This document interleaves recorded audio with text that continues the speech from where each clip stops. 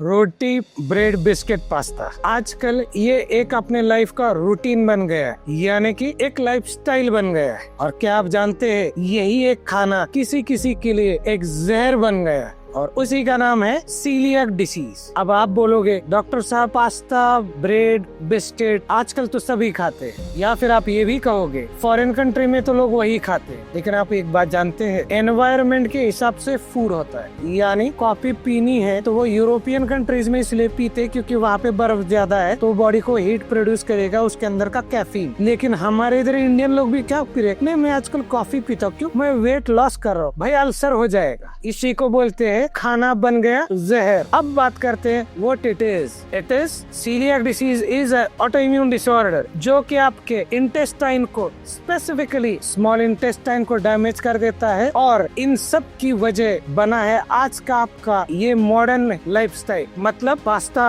Pizza, bread, coffee, late night lifestyle, different type के chemicals के food, packed food, fast food, ये नया food, ये इम्पोर्टेड फूड, ये बिस्किट, वो चॉकलेट्स हम से टेस्ट के लिए खा रहे हैं। लेकिन उससे जो सिस्टम में ऑल्ट्रेशन आ रहा है, याद रखिए आपके घर में आपके माता पिता, आपके दादा दादी ने कभी न कभी आपको ये कहा होगा, भाई इसको ज्यादा मत खाना, ये खाना नहीं है। सब्जी, रोटी, दाल, चावल, फ्रूट, सलाद, छाछ, लस्सी, दही, इसको खाना बोलते हैं। खजूर, काले मनुके, बीटरूट, अंजीर, गुड़ का पानी, अंकुरित हुए कडधान्य, आपके ड्राई फ्रूट्स, इसको हेल्दी डाइट बोलते हैं। लेकिन आज की डेट में हमें इससे नौशिया हुआ है। रोज रोज कौन खाएगा, मम्मी आज संडे है कुछ बाहर चले, आज बर्थडे है आज हम वहाँ चलते हैं। लेकिन हुआ क्या, एक ही बात और एक ही तकलीफ, सीलियक डिसीज। आप समझोगे, आप बोलोगे कि डॉक्टर साहब आप ऐसा क्यों बोल रहे हो, ब्लेम करने के जैसे। हर कोई खा रहा है, मतलब कोई बात नहीं, आप जरूर खाना अपने दोस्तों के साथ खाना, लेकिन फिर ये बात याद रखना, डॉक्टर शैलेश संचित एडवांस होम्योपैथिक क्लिनिक में विजिट जरूर करना है। और वो कैसे, आज हम जानेंगे इस वीडियो में। नमस्ते दोस्तों, मैं हूँ डॉक्टर शैलेश संचेती, आपका अपना एमडी एडवांस होम्योपैथ। सो आइए शुरू करते। सीलियक डिसीज एक ऑटो इम्यून इनहेरिटेड डिसीज या डिसऑर्डर है। इसमें जब कोई पर्सन ग्लूटेन मतलब व्हीट, राई या बार्ली ये खाता है तो उस पर्सन का इम्यून सिस्टम उसको रिकॉग्नाइज नहीं करता है और उसको इनिमी समझ लेता है। और जो उस दौरान जो डिस्ट्रक्शन या जो फिर एनवायरनमेंट क्रिएट होता है उसको बोलते हैं सीलियक डिसीज। यानी कि ग्लूटेन को आपके इम्यून सिस्टम का इनिमी समझ के रिएक्शन। अब इसमें क्या होगा, आपने व्हीट, बार्ली या राई ऐसा कोई खा लिया, आपके बॉडी में गया, अब वो इंटेस्टाइन में चलेगा। इंटेस्टाइन में क्या होते हैं, विलाय होते हैं। अब उसने उसको रिकॉग्नाइज ही नहीं किया आपके इम्यून सिस्टम में, तो उसने उसको अटैक करना चालू कर दिया। अब अटैक कर दिया तो इससे क्या हो गया, इन्फ्लेमेशन हो गया, यानी कि क्या हो गया, उसमें सूजन आ गई। अब वो सूजन आने की वजह से क्या हो गया, जो खाया है उससे जो एनर्जी एब्सॉर्ब वो विलाय ने करना था या न्यूट्रिएंट एब्सॉर्ब करने थे जिससे आपके शरीर को ताकत मिलनी थी, वो हो ही नहीं रहा। अब उससे क्या हो गया, रिपीटेड वो अटैक होने की वजह से आपके वो इंटेस्टाइन के विलाय मर गए या खराब हो गए या डिस्ट्रक्ट हो गए। अब उससे क्या हो गया, आपके बॉडी में ये जो न्यूट्रिएंट एब्सॉर्प्शन का प्रोसेस है जो कि स्मॉल इंटेस्टाइन से होता है, कि आपने फूड खाया, स्टमक में गया, वहाँ पे वो पतला हो गया, वो लिक्विड फॉर्म में आपके स्मॉल इंटेस्टाइन में गया, वहाँ पे आपको एब्सॉर्प्शन के लिए कार्य स्टार्ट हुआ। अगर उसका जो एब्सॉर्प्शन करने वाले विलाय है वही डैमेज हो जाएंगे तो माल एब्सॉर्प्शन सिंड्रोम हो जाएगा। मतलब क्या, खा तो रहे हैं लेकिन लग नहीं रहा है। लोग क्या बोलते हैं, डॉक्टर साहब मैं खाना बहुत खाता हूँ, अच्छा खाता हूँ, लेकिन दिखता नहीं है, मुझे थकान लगती है, मुझे एनर्जेटिक फील नहीं होता, मुझे ऐसा लगता है कि मैंने कुछ खाया ही नहीं है, कुछ मेरे अंदर कुछ डेफिशिएंसी तो नहीं है। बस यही वो डेफिशिएंसी है, That's called as a celiac disease। मतलब कि आपके इंटेस्टाइन में फूड एब्सॉर्प्शन स्टॉप हो गया है, जो कि आपको एनर्जी प्रोडक्शन के लिए या फिर वेट के लिए या वर्क करने के लिए जो पावर चाहिए वो जनरेट होनी बंद हो गई, और उसी को बोलते हैं सीलियक डिजीज। सीलियक डिसीज में माल एब्सॉर्प्शन होने की वजह से न्यूट्रिशनल इनसफिशियंसी होती है, और न्यूट्रिशनल इनसफिशियंसी की वजह से person exhausted, tired, low energy, low enthusiasm, lack of focus, और एक तरीके से बोलते हैं ना कि 100 किलो का है 100 ग्राम की एनर्जी नहीं है। मतलब वजन है 100 किलो का लेकिन 2 किलोमीटर नहीं चल सकता, तो दैट इज व्हाट, चर्बी है लेकिन एनर्जी नहीं है। सो ये भी देखना चाहिए कहीं ये सीलियक डिसीज की शुरुआत या उसमें तो वो बंदा नहीं है। अब आप बोलोगे डॉक्टर साहब is it that much serious? देखिए 100 बात की एक ही बात है, जिंदा रहना है तो खाना जरूरी, खाना खाना है तो खाना एब्सॉर्प्शन होना भी जरूरी, और एब्सॉर्प्शन होगा तो उससे एनर्जी में कन्वर्ट करना भी जरूरी। अगर ये पूरा प्रोसेस ही रुक जाएगा तो बट ऑब्वियस है, इनफर्टिलिटी हो, लिवर फेलियर हो, ग्रोथ रिटार्डेशन हो, हाइट छोटी रह गई हो, हार्मोन्स बराबर सीक्रेट नहीं हो रहे, पीरियड डिस्टर्ब हो गए हैं, पढ़ाई में ध्यान लगता नहीं है, बिजनेस में जहाँ काम करने के लिए ताकत नहीं है, मेरा काम तो मार्केटिंग का है लेकिन मेरे से नींद से उठा नहीं जा रहा है, मुझे तो जिम करनी है, एक्सरसाइज करना है लेकिन मेरे अंदर ताकत ही नहीं है। तो ये सब चीजें आपको धीरे धीरे एक छोटे माल एब्सॉर्प्शन से लेके डेफिशिएंसी तक, और डेफिशिएंसी से लेके उस डिप्रेसिव फेज तक लाइफ के लेके जाती है। तो अब आप ही समझ लीजिए कितना सीरियस है। और इससे भी बात नहीं बनी और फिर भी निगलेक्ट कर दिया क्योंकि आपने इधर एक और एक माइंडसेट है, डॉक्टर का तो काम डराना ही है, ऐसा थोड़ी होता है। कोई बात नहीं भाई, उसके बाद कैंसर भी आपका इंतजार करता है। मतलब ये थोड़े में काम नहीं रुकने वाला, क्योंकि 100 बात एक ही बात है, याद रखिए। जैसे बुक को आपने सर को लेके सोए तो इससे बुद्धि में वृद्धि नहीं होगी क्योंकि वो एब्सॉर्ब नहीं कर सकता। वैसा ही आपने खाना खा लिया है लेकिन वो एब्सॉर्ब नहीं होगा तो आपकी हेल्थ में वृद्धि यानी डेवलपमेंट नहीं आने वाली। तो बट ऑब्वियस है, जो सिस्टम को, पेड़ को पानी नहीं मिला या खाना नहीं मिला तो वो तो मर ही जाना है। तो सेम ही तरीका इंसान भी तो वैसा ही है। फिर भी आप बोलोगे is it that much serious? भाई स्मार्ट बातें बोलने से सिचुएशन नहीं चेंज होती, उसके लिए स्मार्टली हैंडल करना होता है। और स्मार्ट हैंडल करने के लिए उस तरीके के थॉट या उस तरीके के सिस्टम के ट्रीटमेंट जरूरी होते हैं जो अपने को उसका इम्पोर्टेंस समझ के बात करते हैं। आफ्टर ऑल होता क्या है, लोग आते हैं, आई think so sir I have gut issue. मतलब हाँ, कौन सा रील देख के आए? वजह पता है क्या है? डायलॉग सिर्फ, अकल इतनी भी नहीं होती है। यही आपको बाहर रोड पे वड़ा पाव खाते हुए मिलेंगे और बोलेंगे बिस्लरी का बोतल दो, पानी खराब होता है। तो मतलब वड़ा पाव कौन सा अच्छा था? समझ रहे हो आप बात? हाँ, मतलब क्या, कपड़े स्मार्ट पहनेंगे, ब्रांडेड पूरा होना चाहिए, खाना रास्ते पे भले पास्ता भी खाएंगे, बर्गर भी खाएंगे, पिज्जा भी खाएंगे, सुबह सुबह बेकरी से शुरुआत करेंगे, डेयरी प्रोडक्ट भी खाएंगे, फिर भी बोलेंगे नहीं नहीं मैं इतना कुछ खाता नहीं हूँ। मैं बोला पता चल रहा है आपकी पर्सनैलिटी को देख।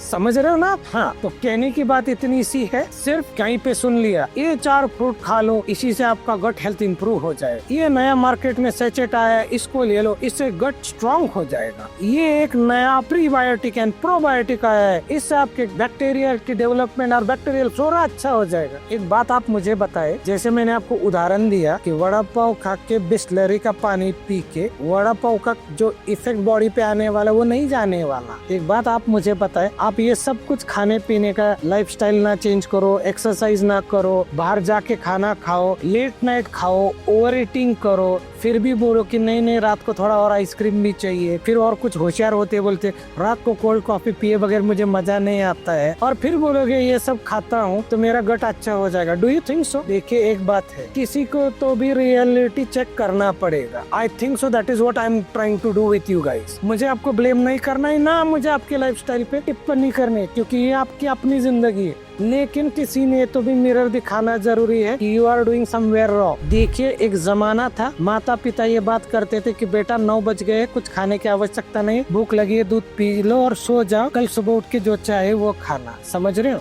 और आज ये इशू है, 9 बजे तो जिंदगी स्टार्ट हो रही है और सुबह 4 बजे खत्म हो रही है, और दिन दोपहर को दूसरे दिन 4 बजे स्टार्ट हो रहा है। और फिर भी हम बात करते, हम we are the educated generation, we are Gen Z, we are ये और वी आर वो, और ये हम इतने आईटी वाले और हम इतने hi-tech. Are you really looking at your own health? ये मैं क्यों बता रहा हूँ, ये सीलियर डिजीज जो है ना, ये वेरी कॉमन है, हर एक बंदे में पाया जाता है। पूछो ना कितने लोगों से, सुबह खाना खाया है, हाँ, फिर भी नहीं, थोड़ा सा टायर्ड फील हो रहा है, फिर थोड़ा कॉफी पी लेता हूँ, अच्छा थोड़ा देर नहीं हुआ, थोड़ा चाय पी लेता हूँ, नहीं तो किसी को एडिक्शन है, कोई टोबैको खा रहा है, कोई स्मोक कर रहा है। इसे क्या पता चलता है? आपको बार बार ट्रिगर करना पड़ता है अपने आप को कि मुझे एनर्जी चाहिए ताकि मुझे काम करना है। मतलब कहीं ये सीलियर डिसीज का तो सिम्टम नहीं है। This is what is we are talking about the reality check. आप अपना देखना ना, लोग मैंने देखा है च्युइंगम चबा रहे, क्यों? नहीं मुझे थोड़ा कुछ तो चाहिए। अच्छा कोई क्या बोल रहा है, नहीं थोड़ा लेमन टी तो पी ले, मतलब क्या हुआ, बार बार बूस्टर चाहिए। तो समवेयर आप ये देखना, आपकी बॉडी माल एब्सॉर्प्शन कंडीशन में तो नहीं गई है जिसकी वजह से डेफिशिएंसीज होकर आपको बार बार वीकनेस, टायर्डनेस हो रहा है और आपको खींच खींच के काम करना पड़ा। सो लेट्स प्रोसीड है। अब खा तो लिया ही है, तो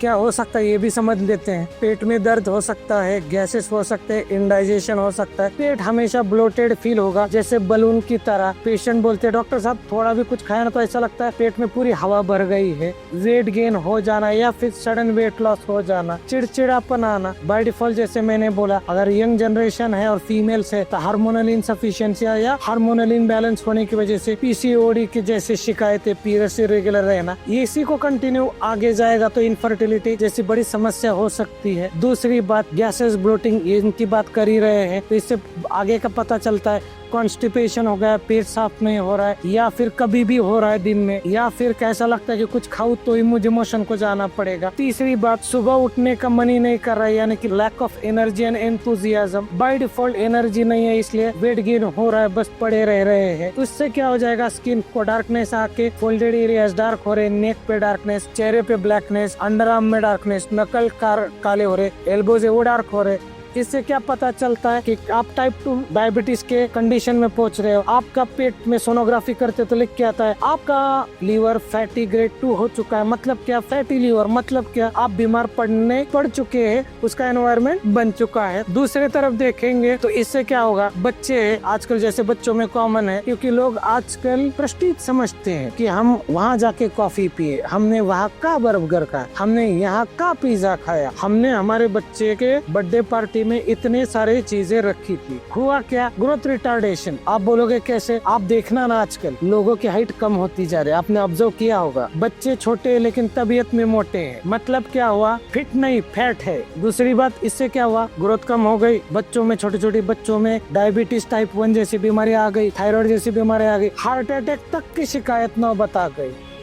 फिर भी क्या हो रहा है, नहीं प्रेस्टीज का सवाल है, भले हेल्थ की वाट लग जाए लेकिन खाएंगे जरूर, ठीक ना। अब यही बात करते थोड़ा और आगे जाके, अब नेक्स्ट क्या होगा, आयरन डेफिशिएंसी एनीमिया। बिकॉज अब इनमें हेल्थ किधर है, कचरा ही तो है। देखिए मैं इस बात के फेवर में नहीं हूँ कि आप संत बन जाओ और आप सब्जी रोटी दाल चावल ही खाओ, नो, बट थोड़ा तो ये देखिए कि 30 दिन में कितनी बार खा रहे हो, एक एक आइटम करके आप रोज कुछ ना कुछ वही खा रहे हो, इसीलिए वो ध्यान रखना जरूरी। अब अगर ऐसा नहीं करते हो और खाते हो तो क्या होगा, आयरन डेफिशिएंसी एनीमिया। मतलब क्या, फिर शिकायत है, मेरे बाल झड़ रहे हैं, मुझे बहुत थकान लगती है, मुझे सुबह उठा नहीं जाता है, मेरे आंखों के नीचे डार्क सर्कल आ गए हैं, मेरे बाल टूट जाते हैं, मेरे नाखून टूट रहे हैं, मेरा स्किन का टेक्सचर खराब हो रहा है, मेरे चेहरे पे झुर्रियां आ गई है, मैं मेरे उम्र कम है लेकिन मेरे चेहरे से उम्र ज्यादा दिख रही है। It is all cause because of that coeliac disease, and coeliac disease is cause because of all that stuff what you are eating. इसीलिए मैंने कहा था वो आदत, वो फूड बन गया है जहर अपनी हेल्थ के लिए, और वो भी आपके अपने एक थॉट प्रोसेस की सिर्फ टेस्टी खाना है, हेल्दी खाओ, टेस्टी रहे जरूरी नहीं। बिफोर आई फॉरगेट, एक बात रह गई, आपने नोटिस किया आजकल लोग बोलते डॉक्टर साहब फंगस की शिकायत है। आपने फंगस वर्ड तो सुना होगा ना, व्हाट इट मीन्स, मतलब वही जांघों के बीच में, बॉडी पे, ब्रेस्ट लाइन पे, चेहरे पे ऐसे राउंड सर्कल की तरह आता है, उसी को फंगस बोलते हैं। एक बात बताइए, छोटी सी बात है, आपने और हमने सबने सुनी है, फंगस यानी बुर्शी किस पे आती है, ताजे खाने पे आती है कि बासी खाने पे आती है? तो बासी खाने। आपके शरीर पे फंगस आ रहा है, मतलब क्या हो रहा है, लॉजिकली आपका शरीर बासी हो रहा है। मतलब क्या हो रहा है, जो भी आपने फूड, पास्ता बुस्ता जो भी खा के ये जो शरीर लादी पाव की तरह गोल मटोल बनाया है, उसके अंदर वो जो एनर्जी चाहिए, जो इम्यून सिस्टम चाहिए, या फिर जो आने वाले बैक्टीरिया फंगस को फाइट करने का एनर्जी चाहिए, वो है नहीं, इसलिए वो बासी शरीर की तरह बन गया। तो आप बोल रहे हो कितनी महीने दवाइयाँ करवाई लेकिन वो फंगल इन्फेक्शन ही नहीं जाता। तो celiac disease is also one of the cause which may trigger that fungal, which may have ability to your body become sustainable, और हो सकता है कि आपकी बॉडी उतनी वीक हो गई इस वजह से आपको वो फंगस आपके बॉडी को लग गया। तो वेरी इंपॉर्टेंट है, सीलियक डिसीज को हल्के में मत लीजिए। सिर्फ 4 गर्म पानी पीने से और 4 काढ़े पीने से अगर पेट सीधा हो जाता ना, तो भाई साहब पूरी दुनिया इतनी परेशान नहीं हो। क्योंकि हमें एक बात पता है, गलती कहाँ है, हमें एक अड़चन है। हम सिर्फ पूछेंगे, कंप्लेन बता रहे, सोल्यूशन बताओ। मतलब क्या, हम गलतियाँ करते रहेंगे, बस आप क्या ऐड करो जिससे कम हो जाए ये बताओ। मतलब हम सुधरेंगे नहीं, हम आपको बताओ ये जूस पियो तो ठीक हो जाएगा, ये पानी पियो ठीक हो जाएगा, पता नहीं कौन सा आजकल वो आ रहा है, अल्कलाइन वाटर पियो तो मेरा सीलियक डिसीज ठीक हो जाएगा। बात बताइए, फास्ट फूड खा के उसके ऊपर अल्कलाइन वाटर पीने से आपको लगता है सही हो जाएगा? मतलब मेरे को हंसी इसलिए छूट गई क्योंकि लोग इतने एजुकेटेड होके भी ऐसे सवाल पूछते हैं। मतलब ये है, मैं आपको लिख के देता हूँ, गूगल करके देखना एक बार। Indian peoples have the addiction of food, that is a biggest addiction. लोग पहले कहते थे ये एडिक्शन वो एडिक्शन, लेकिन आज की डेट का आप देखना ना, हर एक बंदा, आपको ब्लॉगर्स मिलते, आपको वीडियोस मिलते, यहाँ पे ये फेमस है, वहाँ पे वो फेमस है, चले संडे को गाड़ी। हाँ, मतलब इस एरिया में ये नया शॉप आया कि चले लो, क्या कर रहे हो? क्यों? क्योंकि कहीं ना कहीं आप अपने शरीर के साथ खिलवाड़ कर रहे हैं, दैट्स इट। अब इसके साथ में कुछ जेनेटिक फैक्टर भी है जो कि इस सीलियक डिसीज को कॉज करते हैं, दैट इज HLA-DQ2 और HLA-DQ8। तो इसके अंदर सीलियक डिसीज ये जेनेटिकली भी कॉज होता है। जैसे जो जीन्स है HLA-DQ2, HLA-DQ8, ये अगर जीन्स में भी कुछ म्यूटेशंस आ जाता है तो there is a possibility to have coeliac disease. Second, अगर आपका कोई मेजर सर्जरी हुआ है और उसको अगर प्रॉपरली डील नहीं किया गया हो किसी भी कारणवश, तो there is a chances to develop the coeliac disease. तीसरा पैरामीटर है माइक्रो बैक्टीरियल इम्बैलेंस। अगर वहाँ का हो जाता है, जैसे गट बैक्टीरिया वो इम्बैलेंस हो गए, तो भी there is a possibility. And last most important thing is but obvious है स्ट्रेस एंड हार्मोनल चेंजेस। अगर आपका लाइफस्टाइल ठीक नहीं है, एक्सरसाइज नहीं है और आपके हार्मोन इम्बैलेंस है और आपको स्ट्रेस लेवल हाई है, तो देयर इज आल्सो पॉसिबिलिटी। मतलब food is a major part, but this 3-4 parameters are also important for it. अब बात करते हैं ब्लड टेस्ट की। सबसे पहला ब्लड टेस्ट है anti-TTG and second one is anti-endomysial antibody. ये टेस्ट से आपको सीलियक डिसीज है या फिर शुरू हो रहा है या क्या स्टेटस है, आपको इससे पता चल सकता है। दूसरा है एंडोस्कोपी, जिसके अंदर आप देख सकते हैं, उसमें बायोप्सी लेके भी पता चलता है H. पाइलोरी जैसा कोई इन्फेक्शन वगैरह है क्या, या फिर कोई विलाय जो मैंने बताया था पहले ही डिस्टर्ब हो गए या खराब हो गए, वो भी देख सकते हैं। साथ ही साथ विटामिन D3 एंड B12, इसको अगर हम देखते हैं कि अगर वो कम हो रहा है तो ये डेफिशिएंसी से भी पता चल सकता है, क्योंकि जैसे मैंने पहले ही कहा था, इसके अंदर माल एब्सॉर्प्शन होता है, यानी कि एब्सॉर्ब फूड होता ही नहीं, इसलिए न्यूट्रिशन एब्सॉर्ब हो ही नहीं रहा। तो न्यूट्रिशन एब्सॉर्ब नहीं होगा तो by default D3 and B12 आपका कम आ जाएगा। So this is the way how you can able to diagnose this disease with this investigations. अब बात करते हैं रूटीनली पब्लिक जो कन्वेंशनल मेथड्स है वो क्या तरीके से डील करते हैं पेशेंट्स को। वो आपको तो बोलेंगे देखो ऐसा है कि आप है ना, ये बिस्किट है, ये फास्ट फूड है, आउटसाइड फूड है, उसके आपको लिस्ट बना के दे देंगे, बोलेंगे इसको बंद कर देना। चलिए ठीक है, ये बात हो गई केयर की, ठीक है ना। अब बात करते इफ यू आस्क, चलिए डॉक्टर साहब इसको बंद भी कर दिया, अब इसको ट्रीट क्या करेंगे, तो फिर वो बोलेंगे कि हाँ, एक तो स्टेरॉइडल थेरेपी देनी पड़ेगी, या फिर जैसे आपके विटामिन वगैरह कम है हम उसको दे देंगे। लेकिन फिर मैं सवाल पूछता हूँ, डेफिशिएंसी तो सीलियक डिसीज से हुई, तो ट्रीट तो डिसीज करना चाहिए था, आप डेफिशिएंसी क्यों ट्रीट कर रहे हो? अब सीलियक डिजीज है यानी विलाई डिस्टर्ब हो गए, उसको ट्रीट करो, फिर उसके लिए स्टेरॉइड क्यों दे रहे हो? क्योंकि ऑलरेडी मैं परेशान हूँ, आप स्टेरॉइड देकर और खराब कर दोगे। अच्छा, फिर वो बोलेंगे आप एक्सरसाइज चालू कर दो, पानी पीना चालू कर दो, ये कर दो, ये तो लाइफस्टाइल चेंजेस हो गए। फिर फिजिशियन का रोल किधर गया? फिर बोलेंगे अच्छा क्या हो रहा है, गैसेस हो रहे, ये ज्यादा दिक्कत हो तो गैसेस, ये सुबह सुबह उठते गोली नहीं लेना, खाली पेट, रात को सोते समय पेट नहीं साफ हो रहा तो ये दवाई देता हूँ पेट साफ होने के लिए लेना। यानी कि क्या again symptomatic treatment, no root cause, correct है। और सबसे बड़ी बात, गया बंदा की कर एंडोस्कोपी, गया बंदा की लिख टेस्ट, गया बंदा के लिए 15,000 रुपए किया, और क्या दवाई टेस्ट करते हैं तो भी एंटासिड देना है, स्टेरॉइड ही देना है, विटामिन ही देना है, सप्लीमेंट ही देना है, प्रीबायोटिक ही देना है, प्रोबायोटिक ही देना है, और ब्लेम ही करना है। आप ढंग से समझना इस बात, घूम फिर के यही हो रहा है। अगर आपको गलत लग रहा है ना, आपके पास फाइल है जिसमें 3 एंडोस्कोपी कर चुके हो और गोलियां खा चुके हो, सबका प्रिस्क्रिप्शन निकालना और दवाई के नाम को मत देखना, उसके अंदर के कंटेंट को देखना, और उससे पता चलेगा भाई साहब ये तो मैं वही खा रहा हूँ जो डॉक्टर संचेती बता रहे थे। यानी कि क्या क्वेरी को एड्रेस नहीं किया गया है, सिम्टम को एड्रेस किया गया है। So let's see, as being advance homeopath हम आपकी कैसे सहायता कर सकते। जैसे मैंने पहले कहा, coeliac disease is auto immune disorder. So auto immune disorder यानी कि आपके अपने इम्यून सिस्टम का इम्बैलेंस होना या माल फंक्शनिंग होना, पहले तो हम उसको ट्रीट करेंगे, ये पहला। दूसरा, ये इंडिविजुअलिस्टिक अप्रोच है, मतलब आपकी अपनी लाइफस्टाइल, आपकी हेल्थ, आपकी एज, आपका वर्किंग टाइमिंग शेड्यूल, आपका स्ट्रेस लेवल, आपकी पर्सनल हिस्ट्री, फैमिली हिस्ट्री, हम सबको एक साथ को रिलेट करके एट वंस एड्रेस करें, ताकि आपके सिस्टम को रिपेयर किया जाए, ताकि ऑटो इम्यून डिसीज में जैसे सीलियक डिजीज है या फिर कोई और सोरियासिस या हाइपोथायराइड जैसा डिसीज है, ऑटो इम्यून ही रिपेयर कर दे तो बाकी के चैप्टर ही नहीं आएंगे। तो दूसरी बात, यानी कि हम आपके लिए होलिस्टिक, टेलर मेड, फोकस्ड और स्पेशली डेडिकेटेड टू यू वैसा ट्रीटमेंट हम बनाएं। तीसरी बात, इसके अंदर कोई साइड इफेक्ट, कोई इंजेक्शन, कोई स्टेरॉइड, कोई एक्सक्यूजेस बिल्कुल नहीं है, सीधा action for the purpose of betterment of good health. चौथी बात, लाइफस्टाइल को हम रिपेयर करेंगे, सजेस्ट करेंगे, गाइड करेंगे आपको, आपके एज वाइज, आपके प्रोफेशन वाइज आप क्या एक्सरसाइज कर सकते हैं, भले क्यों 10 मिनट के फ्लोर एक्सरसाइजेस क्यों ना हो, वो बात। आप लॉन्ग टाइम सीडेंटरी लाइफस्टाइल वाले बंदे, उसमें क्या बेटर कर सकते, दैट वी विल लुक, ना कि हम आपको छपे हुए आपको वही घिसे पिटे डाइट चिपका देंगे, बिल्कुल नहीं करें। साथ ही साथ आपको होम्योपैथी यानी कि side effect free treatment wherever you are, I am there with you because we provide online and offline treatment as well in the 54 countries pan India. Just you think, give a call, I am there with you because हमारा ये mission ही है auto immune disease के disorder को पूरे तरीके से patient को explain करना, एजुकेट करना, अवेयर करना और जरूरत पड़े तो ट्रीट भी करना। और हम इसमें आपकी भी हेल्प मांगते, क्योंकि देखिए दिक्कत क्या है, हम अपने आसपास दोस्त रिश्तेदार सबको परेशान देखते हैं, लेकिन हम ये देखते हैं यार अब इसको मैं क्या सोल्यूशन ही दूं। एक single call, just try to contact us. हम सजेस्ट करने के पैसे नहीं लेते, हाँ, लेकिन हम सजेस्ट वो करते जिससे जिंदगी बदल जाती। सो होम्योपैथिक पार्ट में मैं बात कर रहा था, आर्सेनिक हो, पोडोफाइलम हो, पायरोजेनियम हो, कॉन्डोरेंगो हो, हाइड्रास्टिस हो, ट्यूबरकुलिन कार्सिनोसिन हो, चाहे ऑर्निथोगैलम हो, इस तरीके के एडवांस मेडिसिन से मैंने नाम इसलिए से बताए, आप एक बार जाके गूगल करके पढ़ लेना उन दवाइयों को।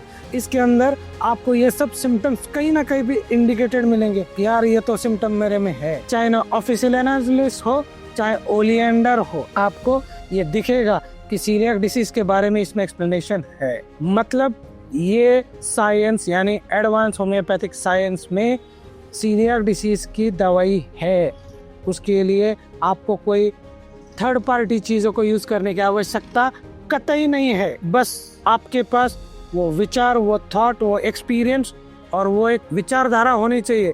मुझे ऐसे डॉक्टर को मिलना है जो मुझे समझे, मेरी बीमारी को समझे और मुझे पूरे तरीके से सही करे, ना कि बोले सुबह उठ के ये गोली खाओ, रात को सोते समय वो गोली खाओ। क्लियर है? सो होम्योपैथी ये साइंस, सर्दी खांसी का साइंस अब रहा नहीं है। प्रॉब्लम में हमेशा मेरे स्टूडेंट को भी बोलता हूँ, साइंस ये अपना परफेक्ट है, फोकस्ड है और एडवांस्ड है। बस हमें वो एक विचारधारा को लाना है कि हमें इसका यूटिलिटी अपने हर एक उस पेशेंट तक पहुँचाना है और हम उसी मिशन के ऊपर निकले हुए हैं। अगर आपको ये हमारा वीडियो अच्छा लगा हो और ये हमारी कोशिश आपको लगता है कि सही है और हमें auto immune disorder coeliac disease को पूरे दुनिया से जड़ से मिटाना है, तो हमारे इस वीडियो को लाइक, शेयर, सब्सक्राइब जरूर करें और आपके कुछ भी डाउट्स है कमेंट बॉक्स में जरूर लिखना ना भूले। और ये वीडियो हमारा जितना हो सके उतने आपके व्हाट्सएप ग्रुप में आपके फ्रेंड्स के साथ सबके साथ शेयर जरूर करें। Thank you so much for watching.